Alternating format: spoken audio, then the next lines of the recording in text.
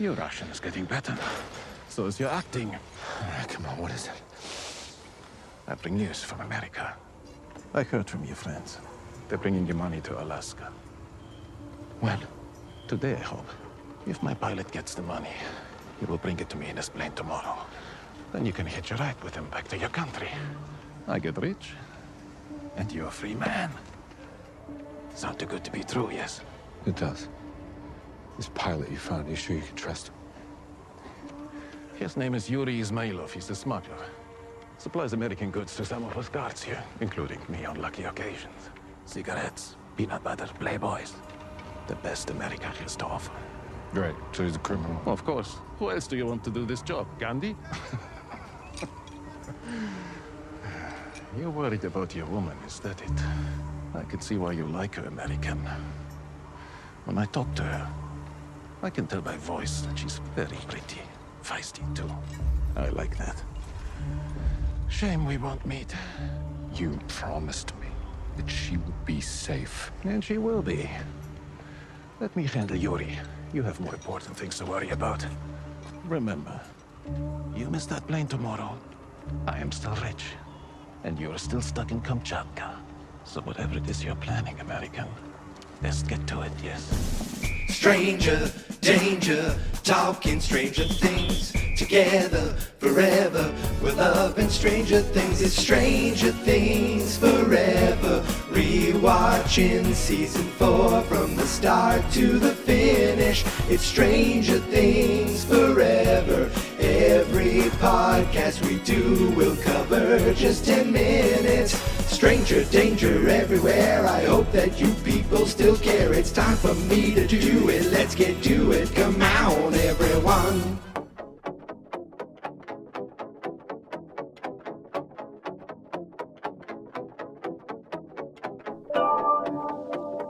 Bing, bong, boom. Do, do, do, do, do, do, do, do, bong. Greetings, stranger friends, and welcome back to Stranger Things Forever. 125 days. That's it. 125 days left to go. As I am recording this on July 24th, I'm putting this episode out on July 24th. That means that there are 125 days left until Stranger Things 5 is ours. We can finally get back to Hawkins, finally get back to our friends, and finally, hopefully, watch them save the day one last time. 125 days. So until then, you're kind of stuck with me and any other podcast you may listen to, but hopefully mostly me, as I continue my Stranger Things 4 rewatch that, quite honestly, I have not put enough effort in, considering I started this almost a year ago, if not over a year ago. I can't even tell you. All I know is 2.5 episodes in a year. Not great. Not a great track record. But I am going to make it a goal to get through all of the episodes of Stranger Things with Stranger Things Forever 10 minutes at a time. No matter how long it takes me to do it, no matter if I'm putting out 20 episodes in the last week, it's going to happen because I'm going to make it happen. I'm going to will it to happen. And it all continues right here, right now. There is no other place I'd rather be. I just made up that. Don't look it up. It's not a lyric to a song. Completely just made that up right now. Folks, before I get into the next 10 minutes of Stranger Things Forever, there's a couple things I want to discuss. First of all, if you were one of the earlier people to download last episode or the last couple episodes, I think I screwed up something with one of our ad partners and I put the wrong ad in, which was like this long ass interview. If you did hear that, I apologize. Hopefully I have that all fixed for the next few weeks. We're still working with the same ad partner. So I just want to throw out an apology to the ad partner and to you guys if you had to like listen to this long thing that seemed like it was just a break in the podcast and all of a sudden someone else was talking. That's on me. So I'm just sending my apologies to you. But that's podcast stuff. I want to talk Stranger Things stuff. There was, when I saw this, I was aghast. Is that the right word? I was taken aback. There was someone put out a post saying this was the leaked Stranger Things 5 runtimes. And before I talk about the actual runtimes, what they said, I can just say that it has been debunked, primarily from the source, from the Ross Duffer himself put out a post on Instagram saying, LOL, not even close to accurate. And all I have to say is thank God, because if these were accurate, I'm saying this selfishly, because if I wasn't doing a podcast, I would be like, yes, give me each episode being 6 hours. I don't care. I don't want it to end. But as someone who is trying to, take copious notes and talk about each episode in a lot of detail, and I've been accused of just kind of going through each episode and rehashing the plot. Yeah, that's exactly what I'm doing. That's exactly what I do. I give my thoughts here and there, my opinion of what I think's going on or what I thought might be happening.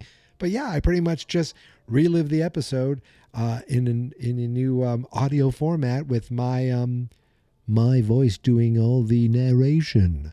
And doing that for an hour-long episode, an hour and a half long episode is, it turns into long podcast episodes.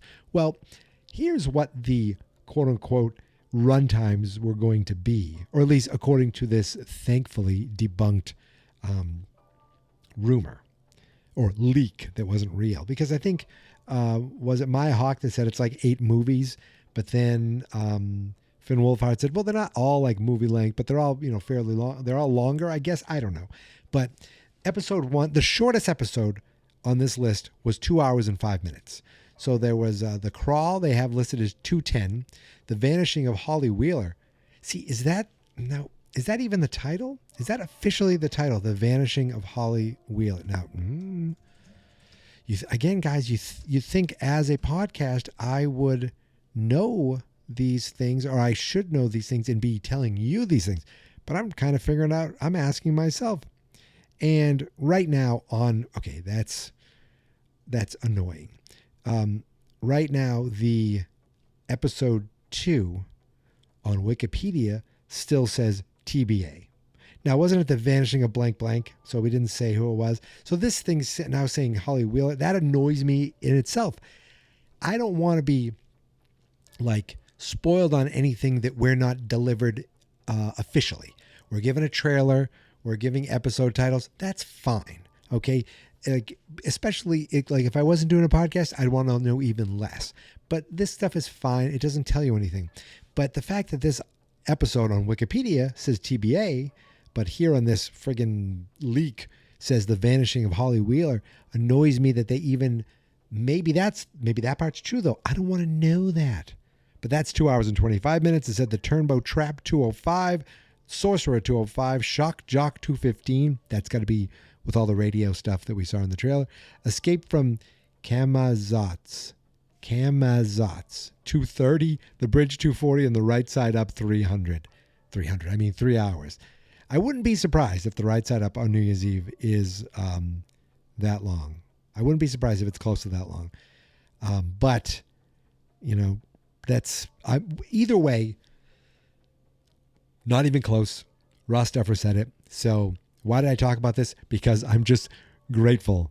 I wanted to talk about Stranger Things, and I'm just grateful that this isn't the case. I want long episodes, but you know what? I just want good episodes. What the hell is Kamazats? Kamazats. Camazotz is a figure from Mayan mythology, often depicted as a bat-like god associated with night, death, and sacrifice. Oh, shit. I feel like I probably talked about this before. Camazotz, ancient bat god. Now, it's funny that I found a post on Reddit. It says, for the 75th anniversary of Batman, they almost made like a bat version of that. But so are we getting a bat monster? Like Escape from Camazotz sounds like a place, but when you hear it, when I read it, well, that says AI overview. Friggin' AI. Okay, Camazotz, in the late classic Maya mythology, Camazotz is a bat spirit at the service of the Lord of the Underworld. Oh, crap. It's going to work for Vecna. It's going to be one of them bats. It's going to probably be the head bat. Oh, jeepers creepers. Here's the funny thing. I probably had this whole conversation before, but I completely forgot what the hell Camazotz is. So you're escaping from something, but you never know with Stranger Things. They could just call a place, a thing. You know, they could say, oh, Camazotz, that's the name of this place. I don't know. It could be anything. It could be like maybe Vecna calls Camazotz his lair because that's where all the bats go. Maybe they're reimagining the term because it's bat related, but it's not a specific person, or monster. I don't know. But at the very least, these runtimes are not correct. Phew! Thank goodness. Now, the other thing I want to talk about is fun. This is very real and very fun, and it's from the WNBA. I'm talking basketball. That's right. The Indiana Fever, which is probably right now the most popular team in the WNBA. I'm just guessing because of Caitlin Clark, who is, taken right out of college, goes into the WNBA, and really, I think, becomes a draw. I know that Indiana Fever came to visit the Connecticut Sun? That's the local team in the New England area. And I think they usually play in the Mohegan Sun in Connecticut, but they were able to play at TD Garden, and they sold out the place. And they sold out the place, I think, because everyone wanted to come and see Caitlin Clark because she's that big of a deal. Great for the league, awesome for the league. But you know what else was cool? The Indiana Fever are doing, I guess they have a Rebel collection, Street Rebel. No, it's a Rebel collection of uniforms. And what is their uniform theme? You guessed it, Stranger Things. The 2025 Indiana Fever Stranger Things collection. You can actually, I don't know if they're going to be wearing these in certain games. I don't know the whole gist of it, but I do see that you can get jerseys, T-shirts. They have a hoodie. They have a T-shirt that says Fever upside down in the Stranger Things font. These have like upside down, like particles floating Indiana Fever in the red Stranger Things font. It is a very cool uniform, and I just thought that was fun. In the show notes, there is a link to the tweet they made. They put out a tweet with a video, and there's a link to the store as well if you want to just check out the actual collection. I think that's pretty cool. So what I like to do is go in the Google News and type in Stranger Things, and the two big things that popped up were the running time not being real, and the Indiana Fever with their Stranger Things shirts. And again, I just mentioned they were at TD Garden. I was at TD Garden the other night. Why? Has nothing to do with Stranger Things, except I saw an amazing concert from an amazing band called Ghost, and I just wanted to mention that. And speaking of musicians, I want to give a shout out to my friend Peyton. He's on Instagram at RealPeytonM18. The dude is working on an album, and he actually reached out to me to do some narration for the album. He sent me a really cool script, and I think I completely forgot at one point that he asked me to do this, and I didn't get back to him in time, and I felt like a real dingbat. And then I finally did get back to him, and it still worked out that he was able to send me stuff, and I worked on it this week. I've been on vacation this week, so I was like, dude, I have some time this week.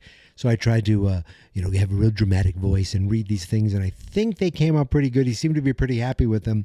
So I'm looking forward to hearing if he uses some of it, part of it, any of it, all of it. I don't know. Either way, it was fun to do, and I just wanted to give him a shout out and say thank you for even thinking of me to do it. I appreciate it, dude. All right, now, without any further ado, let's get back to Stranger Things 4, Chapter 3, The Monster and the Superhero. So we pick up from minute 20 to minute 30 in this segment of the episode, and it opens up with, oh, golly gee, 11 is under arrest. A kid, a youth, a minor is being cuffed and read her rights. She almost seems like, not that she gave up, but she didn't put up any fight at that point. She was just like, almost, I think she feels like she deserves it. That's what I get from me. Like, she's defeated. She's tired of living this way. And it's almost like she's, like, she looks at Mike just like, you know what, whatever. This is who I am. Where she thinks that she's this monster. I'm trying to remember. And again, it's been a while. Do we actually ever see Mike and her together again until the big, breakout? I don't remember. I don't think so. Oh my goodness. I can't wait to finally get there. Anyway, and we still have, believe me, after this, we still have 3 more episodes of The Monster and the Superhero. So I've got to keep working on it. Let's just, okay, I'm sorry, I'm getting sidetracked. Let's get back to it. So she gets taken outside, like really just walked to a cruiser. The kids outside, the neighborhood skate punks, they're outside watching as Jane Hopper is being led to the cruiser. Mike's like, are these cuffs really necessary? You got to give it to Mike for asking, common sense questions. He's like, can you at least tell us where you're taking her? And he's yelling in the window, 11, everything will be fine. I'll fix this. And then they just drive off. The cops drive off and Mike's like left in the dust. I think Will says to Jonathan, do you think mom left yet? Jonathan runs to the house, tries to call their mom, but before she flies off to the big Britannica meeting, and that's the end of California. It's quick. It's like, the last segment ended in California. This one opens up in California. We don't go back to that. Even though Jonathan tries to call Joyce, it is too late because they're already on board on their plane and they've already taken off. They're on their smoky plane. You see some people smoking in front of them. And that may seem very old-fashioned, but again, this is already the 80s, which, I guess is now almost 40 years ago, 1986. So it seems like ancient history. To me, it's like my childhood. And I definitely had flown by 1986. I think we went to Disney World once when I was a wee tyke. Then we went back. But the next time we went back, we drove down. So I didn't have to worry about that. And then the next time after that was already the 90s, and I think it was already banned. So I looked up real quick. It wasn't until 1988 that smoking was banned on most U.S. domestic flights of 2 hours or less. So a flight to Florida for me is about 3.5 hours. So that would not, because I fly out of Boston, there'd still be smoking on it. There probably was smoking. There was definitely smoking on the plane when I was a little kid and went down with my parents and my grandparents. 1990, the ban was extended to flights of 6 hours or less. So by that time, we went to Florida. My brother and I went with our friend and his parents in 1990, I think. So there was definitely no flying on that. And then in 2000, the ban was extended on all domestic and international flights. So it wasn't until 2000 that all flights banned smoking. And that was when, again, coming right down to it, flew down to Disney World to go see, my honeymoon. Yes, we flew. Yes, my wife and I had our honeymoon in Disney World. It can't get more romantic than that. Anyway, on the plane, Joyce is wondering, should I have told the kids? Should I have told them the truth? She's really worried. And I love Murray's like, you did the right thing because your kids, they like to get involved.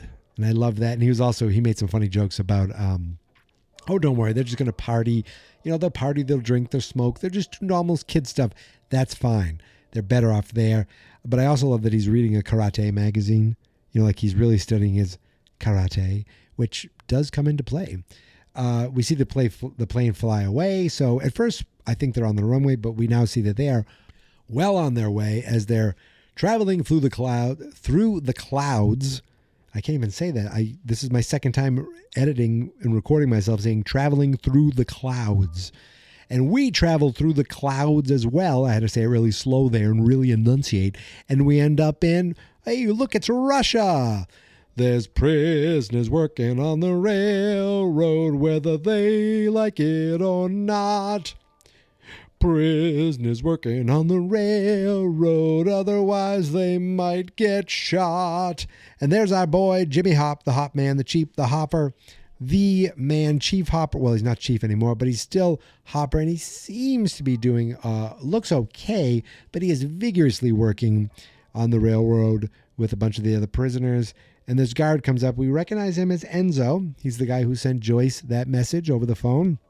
He comes up and he starts chirping at Hopper, who calls him a pig. Hopper calls him a pig, calls him an a-hole.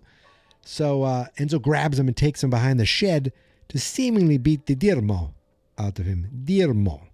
And if Google Translate can be trusted, that is Russian for doo-doo, Russian for caca, Russian for shit. So he was definitely, you think he's going to beat the crap out of him. Look at that, even a fourth word. But it turns out the two rascals are in cahoots as Enzo fills in Hopper of the plan. How he talked to his American friends, and they're bringing the money to his pilot friend in Alaska. Hopper's like, can we trust this pilot? And Enzo's like, his name is Yuri. He is a smuggler. Jim, no, you cannot trust this guy. Turns out Yuri supplies his American goods to some of the guards there. Cigarettes, peanut butter, Playboy, which are really three of the hottest commodities of the 1980s America. Hopper's, of course, worried that this guy's a criminal. Enzo's like, well, who do you think we're going to get to do this, Gandhi? Enzo tells him, he can tell he's worried about his lady, but he could tell on the phone that she's very pretty, very feisty, but he's like a little creepy. But he's not wrong. He tells Hopper she'll be fine, and he just needs to worry about whatever he's doing, because whatever happens, Enzo's going to get his money. Whether Hopper gets on that plane or not, which they're saying is the next day, it can't be the next day. It can't all happen in one day. No. Okay. Now I have to remember this. No, because there's a whole car road trip. Obviously, it's not the next day. Or is it? Golly gee, I just don't remember. We'll find out. So he says the plane's coming the next day. He just says, but no matter what happens, I'm getting my money, so I really don't care. So whatever plan you have, you need to get cracking on it. At that point, another guard comes up and, he yells at, he interrupts them, and Enzo, oh, wait, now we find out his name is Antonov, his real name. Antonov tells him he just needs to put this American in his place. The other dude leaves, and Antonov gives Hopper the courtesy of saying, where do you want it? And Hopper points at his face, and boom, Antonov punches him right across his American face. Because, of course, he needs to cover up that they're actually working together. And then we leave Russia. We're not in Russia anymore for these last 10 minutes. In fact, we jump back to Hawkins, Indiana. Oh, my God, of course, the Indiana fever. And it all makes sense. Why wouldn't it be Stranger Things? I can't believe I'm just putting the connection together now. How embarrassing. Anyway, how embarrassing. Yes, I said it like Popeye. Now I'm wondering if any of you got the Popeye reference. Like, is Popeye in pop culture anymore? I'm not talking about the chicken. I'm talking about the sailor man who eats the spinach. He was kind of a big deal. I wonder if he still is anymore. Anyway, we jump back to Hawkins and we see that Max, Steve, Robin, and Dustin are filling in Nancy with what they think killed Chrissy and Fred. They're like, it's something different, it's something new, but it's most likely something from the Upside Down. And Nancy's like, yeah, but it doesn't make any sense. Why Chrissy and Fred? Like, there's no connection between them. At first, I think maybe it has something to do with the trailer park, because Chrissy, died at the trailer park. Fred was starting acting weird at the trailer park, and he was scared. But they're like, maybe it has something to do with fear. And they're like, no, but Chrissy was scared too, but she wasn't at the trailer park. She was at the school. And they're like, Steve wonders, like, if I saw some weird wizard monster man, I'd tell someone. And Max is like, well, maybe she did. She mentioned that she saw her coming out of the guidance counselor's office looking, pretty upset. They're like, if you saw something like this, you wouldn't go to the cops, but you wouldn't tell them anything, but you might talk to your shrink. So they have a plan. I think they're going to go try to talk to the school counselor. I don't know what they're expecting to get out of her, but they have some kind of plan. But Nancy seems to have some sort of plan of her own. She starts to walk off and go on her own. And they're like, where are you going? She goes, I just need to check something out. Steve doesn't like the fact that she's doing something alone, especially now, there's 2 deaths. So we don't quite know what's happening or why it's happening, or who it's happening to, or why it's happening to those people. I've asked everybody who, what, when, where, why. So Steve doesn't like her going off alone. He starts to go with her, but he realizes, or they all realize, that nobody else can drive. So he has to stay with Max and Dustin. He's always the babysitter. Always the goddamn babysitter. And Max goes off with Nancy to do something. We don't know what that is yet. And as they drive off, my first thought is, oh no, we just got kids together. Now they're spreading apart and separating. The group's getting separated. I hate that. I want them all to come together and fight evil together. But that doesn't happen. So they go off on their own. Steve, Max, and Dustin go one way. Nancy and Robin go another way. And as they drive off, we stay at the trailer park. We go inside the Munson trailer, and we see that on part of the ceiling, we see a crack, a fissure. We see a gate. A gate seems to be opening. And that leads us right into the Upside Down, where we see that son of a bitch Vecna just hanging around. He's just hanging around. It's almost like he's meditating, and we see him kind of having visions of various people around Hawkins, people that seem to be going through some sort of some kind of event, whether something's going to happen to them or something's happening to them right at that moment, where they're scared, they're frightened, and it seems like it doesn't have to actually be happening at that moment, because we hear one guy say, "You're out drinking again, and look at you, you're an embarrassment to this family, a goddamn disgrace." And that vision leads right into Patrick. And you're like, wait, who the hell's Patrick? Patrick is one of Lucas's teammates.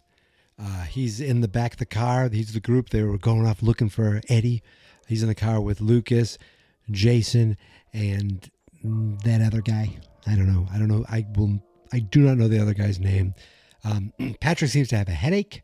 All of a sudden he has a nose bleeding. So maybe he's partying too much and his father's fed up with it, and that's been going on, and it's been really bothering him and scaring him. Or, again, maybe it's not even him. Maybe it's something else in his family. I don't really know, and I don't even know if we get any more of that. But there is a sense where we do kind of feel bad for Patrick. I feel like he's more human and more likable and more, I think, sympathetic or something, where he doesn't seem like a complete a-hole. Jason and other guy do. But Patrick, but he's going along with it. So there's that. His nose bleeding, and the other kid's just like, ooh, gross. So while they're in the car, we see Jason in the front seat. He's like, well, what do we have here?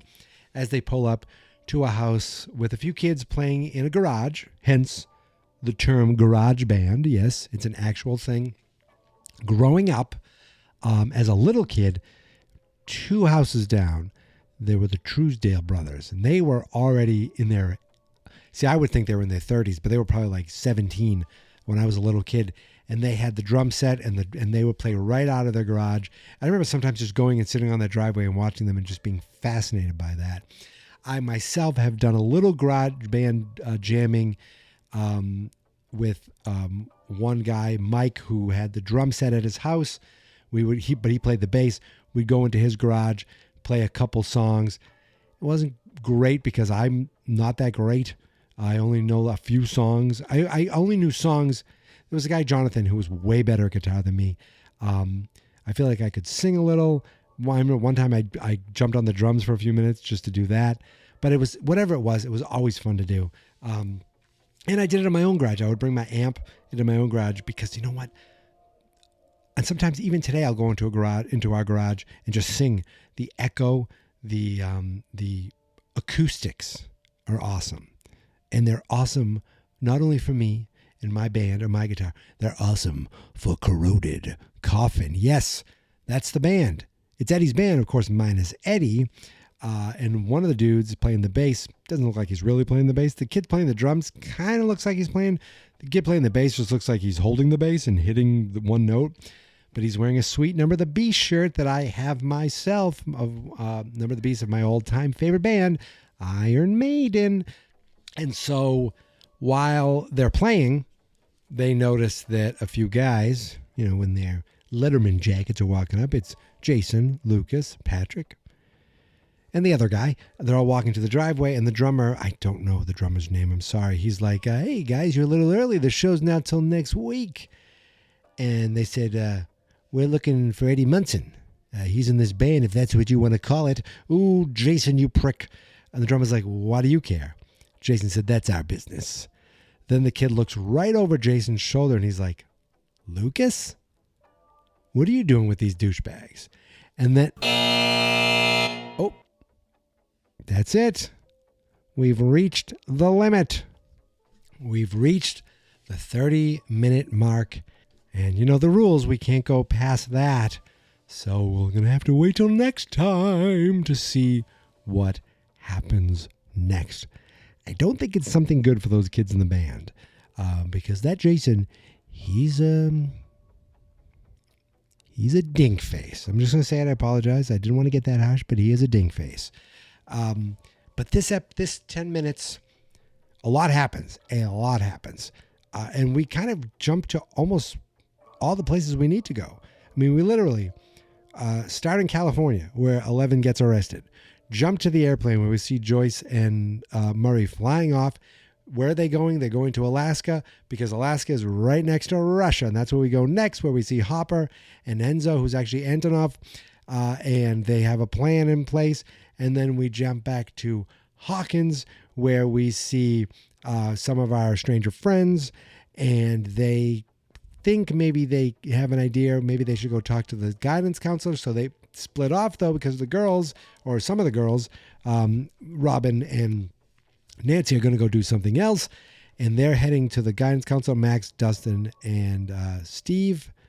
And where's Lucas? Lucas is with those basketball jerks. Oh, by the way, we see Vecna, too. So we go to the Upside Down really quick. Vecna is kind of scanning and looking for people that are frightened. Who does he find? He finds Patrick, who has a nosebleed, which should be the first clue that he's next. Or maybe not next, but he's on the list. And where's Patrick? He's with Lucas, Jason, and other guy as they go to mess with Corroded Coffin. But one thing that this 10 minutes ends on is that these guys, they're also in Hellfire Club. They're like, Lucas, what the hell are you doing? And I think Jason's like, you know these guys? And of course we see Lucas. Well, you know what? That's next time. These are the rules. We don't even know what Jason says. Maybe he doesn't say, you know these guys. I don't know. Could be, could not be. I do know that little drummer boy says, you know these douchebags? And that's the end. And I'm not going any further than that because I don't want to get in trouble. I don't want to, just be in violation of the rules of Stranger Things forever. So next time, we'll get to what Lucas's response is about Lucas and the douchebags. There's one thing that I can confirm. They are douchebags. Varying levels, but definitely douchebags. But that's it. I think we did it. I think we nailed it. And look at that. It's still July 24th as I'm getting this up. So it's still 125 days until Stranger Things 5 is here. But in the meantime, let's keep going with Stranger Things Forever. And if I can get some book clubs in there, I will. But I think I'm going to focus on Stranger Things Forever mostly. Of course, if anything big comes of Stranger Things 5, I'll jump on and record something. That's just the way this show works. But in the meantime, when I'm not recording, you can always follow me on all the social media at Geek Mentality, except TikTok, where I'm Geek Mentality Mike. The show primarily is on Blue Sky at strangerdangerpodcast.com. If you follow me on Geek Mentality, you'll see all the posts there because I repost them, resky them, whatever you call them. You'll find it. Don't worry about it. Of course, Fans.Experts is the YouTube channel. Fans.Experts is the Facebook page, because every podcast I do can be found at fans.experts.com. If you go to strangerdangerpodcast.com, that'll just bring you directly to this show. So that is it. I will talk to you soon, but until then, stay stranger, my friends, and remember, it is people like you, people like me, people like all the fans of Corroded Coffin everywhere. We are the fans of Stranger Things, and we are the ones that will keep Stranger Things alive forever. I ran out of breath.